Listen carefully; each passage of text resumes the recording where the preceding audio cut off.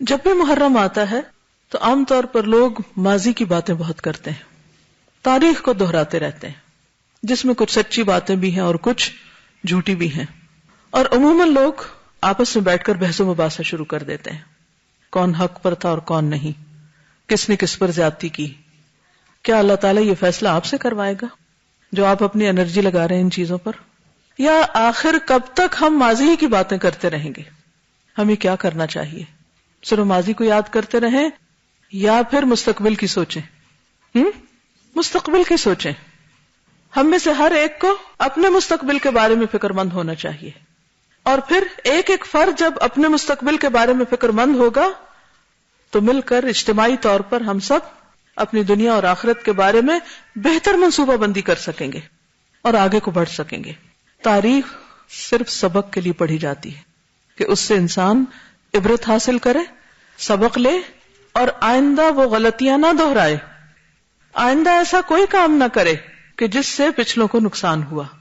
لیکن افسوس یہ کہ ہم نہ سبق لیتے ہیں اور پھر انہی چیزوں کو ریپیٹ کیے چلے جا رہے ہیں۔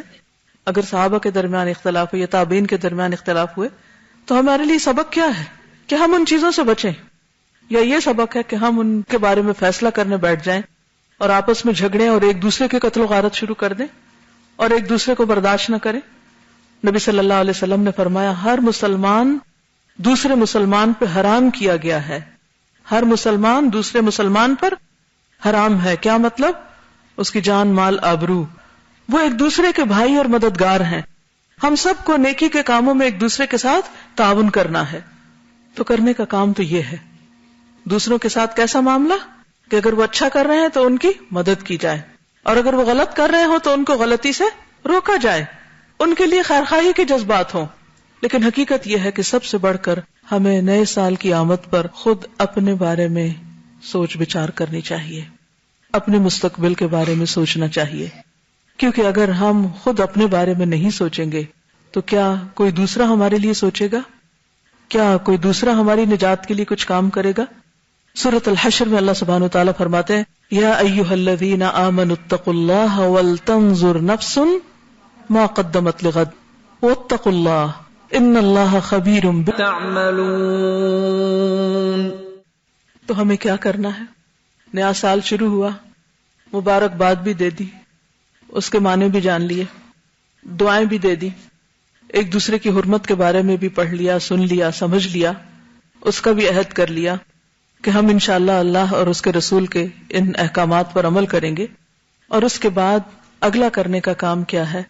اپنے نفس کا محاسبہ نفس۔ وَلْتَنْظُرْ نَفْسٌ مَا قَدَّمَتْ لِغَدٍ، اپنے لیے سوچیں میں نے اپنی کل کے لیے کیا کیا ہے، اپنی آخرت کے لیے کیا کیا ہے۔ کیسے سوچیں؟ ابن القیم الجوزیہ، ان کی ایک کتاب ہے زاد المعاد۔ زاد المعاد، معاد کس کو کہتے ہیں؟ آخرت کو۔ اور زاد کس کو کہتے ہیں؟ زاد راہ کو، سامان کو، آخرت کا سامان کتاب کا نام ہے۔ زاد المعاد میں ابن قیم الجوزیہ محاسبہ نفس کا طریقہ بتاتے ہیں، کیسے محاسبہ کیا جائے۔ وہ کہتے ہیں کہ سب سے پہلے فرائض پر محاسبہ کریں۔ کس طرح؟ کہ مجھ پر کیا کچھ فرض عائد ہوتا ہے، عبادات میں کیا فرض ہے، مثلا نماز، روزہ، حج، زکوٰۃ۔ اسی طرح بحیثیت ماں میری ذمہ داری کیا ہے، بحیثیت بیوی میری ذمہ داری کیا ہے، بحیثیت مسلمان میری ذمہ داری کیا ہے۔ تو جو اہم ترین فرائض ہیں، بیسک رسپانسبلٹیز ہیں، ان کے بارے میں سب سے پہلے سوچنا چاہیے، کیونکہ قیامت کے دن سب سے پہلے کس کے بارے میں پوچھا جائے گا؟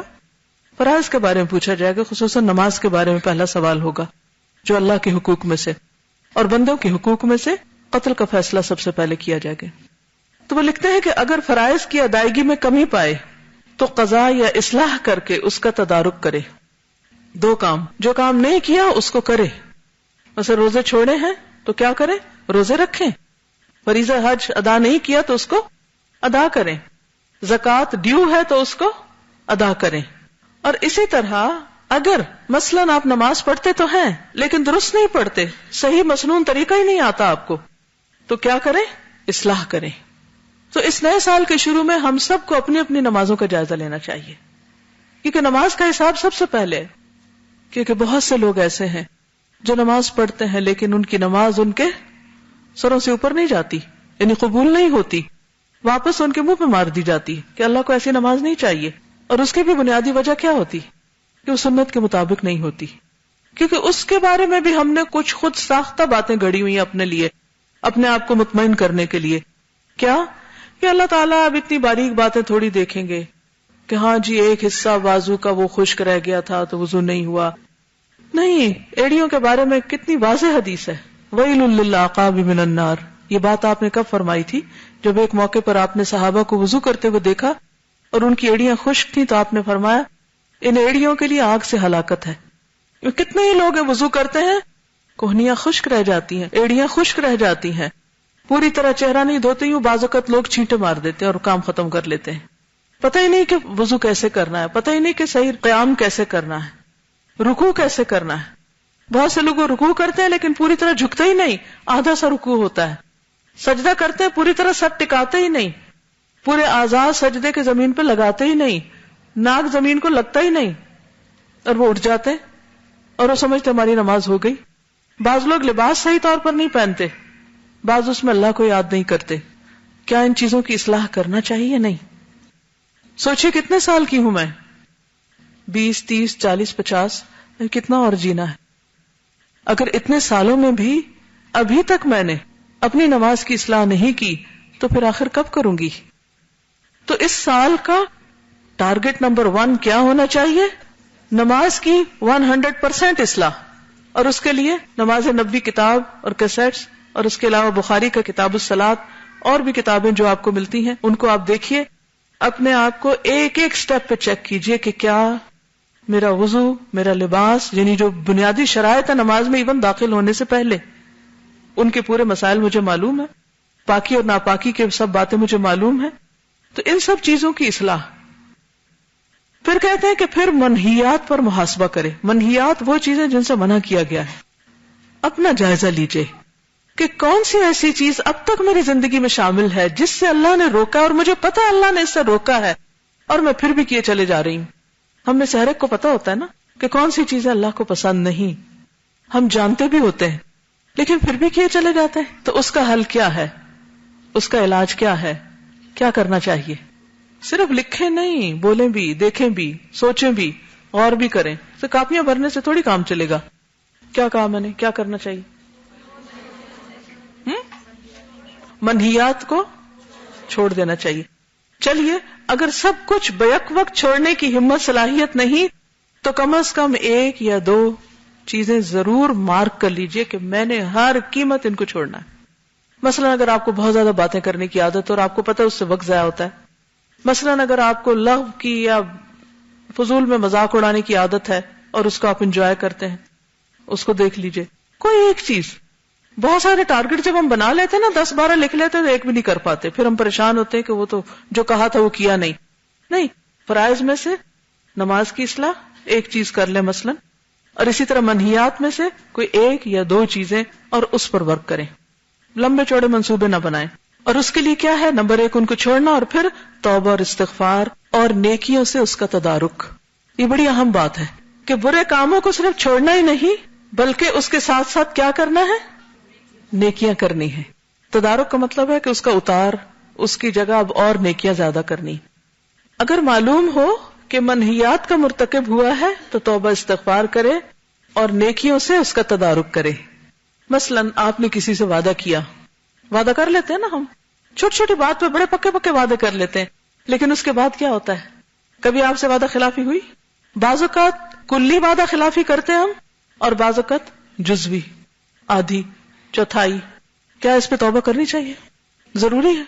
جی ہاں، اس لیے کہ نبی صلی اللہ علیہ وسلم نے فرمایا جو شخص بات کرے اور جھوٹ بولے، وعدہ خلافی کرے، امانت میں خیانت کرے، وہ پکا منافق ہے، خواہ نماز پڑھے اور روزہ رکھے.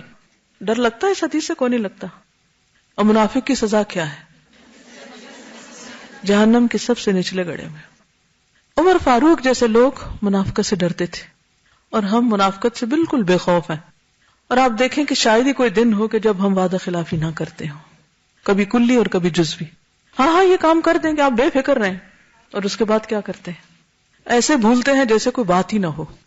تو اپنے ساتھ ایک تہیہ کر لیں اگر کہیں میں نے کوئی غلط بیانی کری، کیونکہ انسان ہے نا بھول جاتے، بعض میں آتا نہیں بات ایسے نہیں تھی ایسے تھی، اب جس سے آپ نے کی وہ تو کہیں چلا گیا، اب دوبارہ کوئی موقع ہی نہیں تدارک کا، تلافی کا، تو پھر کیا کریں؟ اب توبہ استغفار کے بعد صدقہ کریں یا کسی کے ساتھ بھلائی کریں، یعنی کوئی نہ کوئی ایسا کام ضرور کریں کہ جس کے ذریعے اس کا تدارک ہو جائے، اور پھر نیکیوں کے ساتھ اس کو کمپنسیٹ کریں۔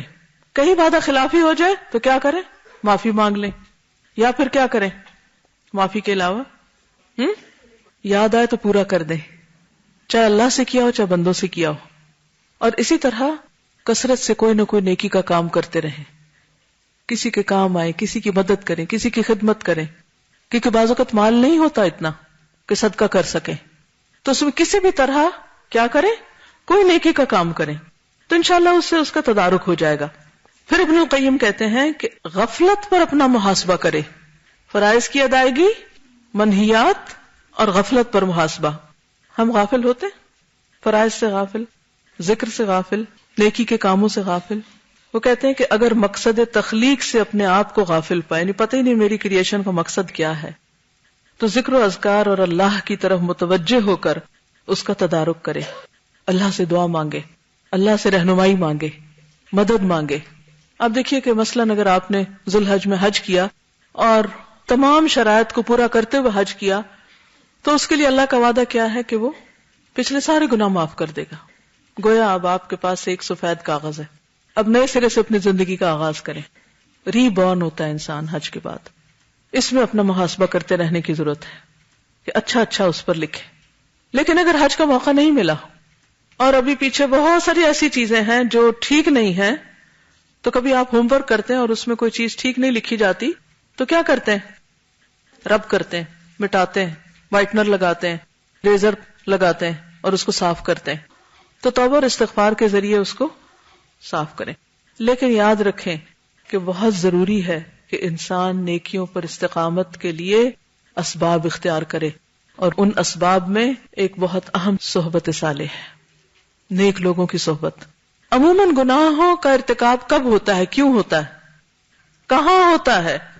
بتائیے، اپنا اپنا ہم سب جائزہ لیں، کہاں ہمارے منہ سے غلط باتیں زیادہ نکلتی ہیں؟ غلط ماحول میں، ایسے لوگوں کی کمپنی میں جو خود کیئر لیس ہیں، تو انہیں دیکھ کر ہم آٹومیٹیکلی ان کے انفلوئنس میں آ جاتے ہیں، اور ہم نہ سوچتے ہوئے بھی ایسی باتیں کہہ جاتے ہیں جو ہمیں نہیں کہنی چاہیے، اور بعد میں ہم ریگریٹ کرتے ہیں کہ میں وہاں چپ کیوں نہ رہی، مجھے یہ کہنا نہیں چاہیے تھا، لیکن اب وہ ہو چکا، اب کیا کریں؟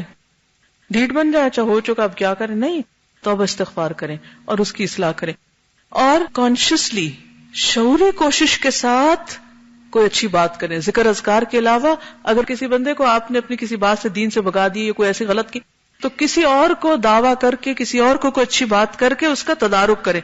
یعنی جس قسم کا گناہ ہوتا ہے نا، تو تدارک بھی اسی قسم کی چیز کے ساتھ کرنا چاہیے۔